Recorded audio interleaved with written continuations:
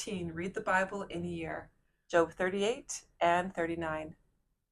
Job 38, the Lord speaks. Then the Lord spoke to Job out of the storm. He said, "Who is this that obscures my plans with words without knowledge? Brace yourself like a man. I will question you, and you shall answer me. Where were you when I laid the earth's foundation?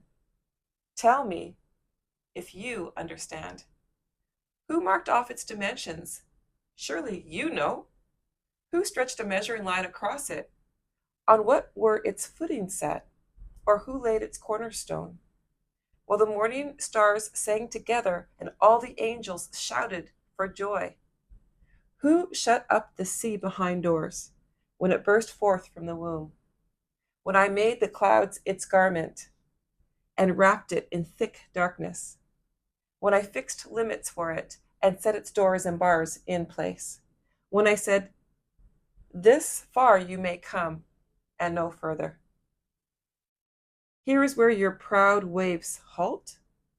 Have you ever given orders to the morning or shown the dawn its place, that it might take the earth by the edges and shake the wicked out of it?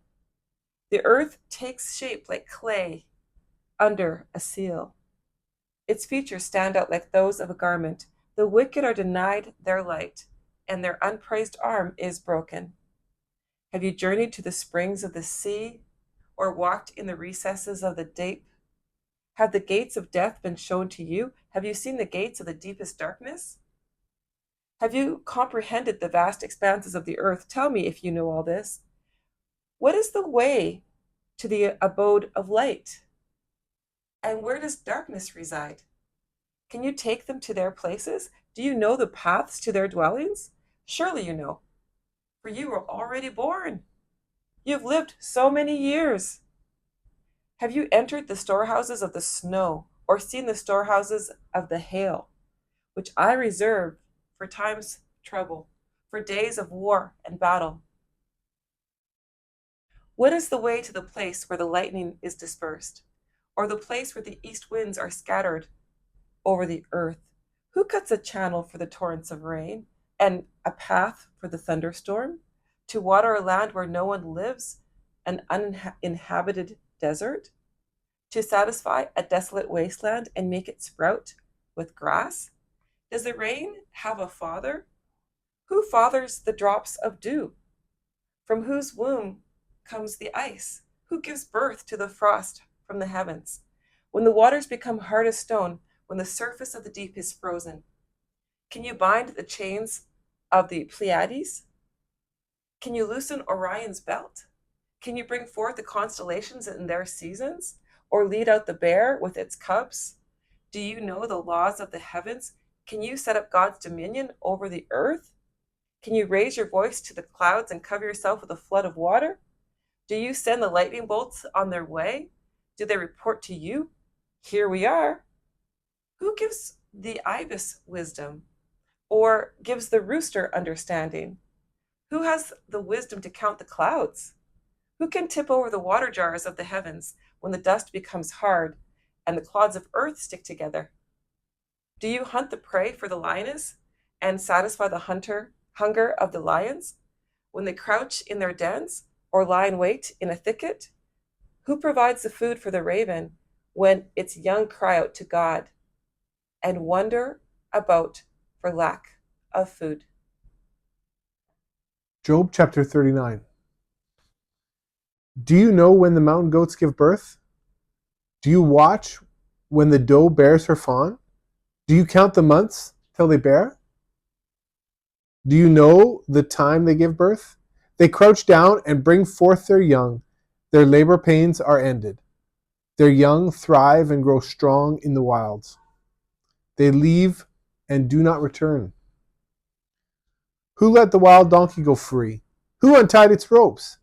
I gave it the wasteland as its home, the salt flats as its habitat. It laughs at the commotion in the town. It does not hear a driver's shout. It ranges the hills for its pasture and searches for any green thing. Will the wild ox consent to serve you? Will it stay by your manger at night? Can you hold it to the furrow with a harness? Will it till the valleys behind you? Will you rely on it for its great strength? Will you leave your heavy work to it? Can you trust it to haul in your grain and bring it to your threshing floor? The wings of the ostrich flap joyfully, though they cannot compare with the wings and feathers of the stork. She lays her eggs on the ground and lets them warm in the sand, unmindful that a foot could crush them, that some wild animal may trample them. She treats her young harshly, as if they were not hers. She cares not that her labor was in vain, for God did not endow her with wisdom, or give her a share of good sense. Yet when she spreads her feathers to run, she laughs at horse and rider. Do you give the horse its strength, or clothe its neck with a flowing mane? Do you make it leap like a locust, striking terror with its proud snorting?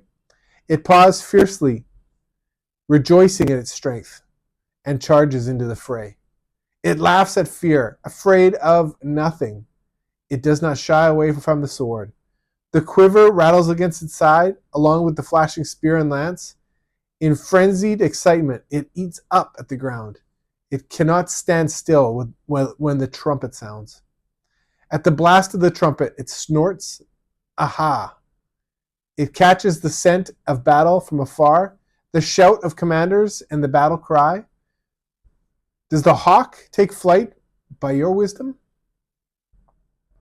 and spread its wings, toward the south? Does the eagle soar at your command and build its nest on high? It dwells on the cliff and stays there at night. A rocky crag is its stronghold. From there it looks for food. Its eyes detect it from afar. Its young ones feast on blood. And where the slain are, there it is. What a response from God Almighty. Yeah. I think he's reminding us we're not as big as we think we are. Yeah. That there's so much that we just don't know. I mean, when you were reading that and when I was reading my part, the thought that came to my mind was that there's specialists and experts in our world in certain areas, but there's nobody that is an expert in everything, who understands everything thoroughly. And even the experts who have a certain understanding of some things don't have a clear understanding of where everything began. Even mankind hasn't been able to come up with making a blade of grass from nothing. So I think we have so much wisdom, but God's basically saying you don't know as much as you think you do. Yeah, I think the difficulty is in our society today, people are very quick to express their opinions on everything that they know. I think God's reminding Job and his friends and us today, just hold on a second. Don't be so quick to speak out on what you know, because I was there from the beginning. One part that I thought was really neat was it talked about Orion and the Cub.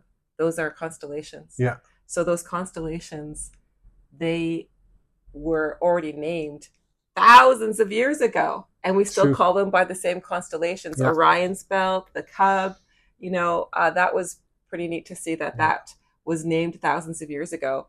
And I remember in the first part of Genesis where he said that the constellations were something that we could use to basically predict different events around the world. We could look at the sky to understand things. And he purposely made it that way so that there would be some consistency, some way for us to, to understand some things that happen in the world, to be able to predict a few things. Sure. I think reading this is a reminder to all of us to remember that God is God and we're not God. Stand up and brace yourself like a man. Whoa. Okay. True. Well, thanks for joining us. Join us again tomorrow for day number 15.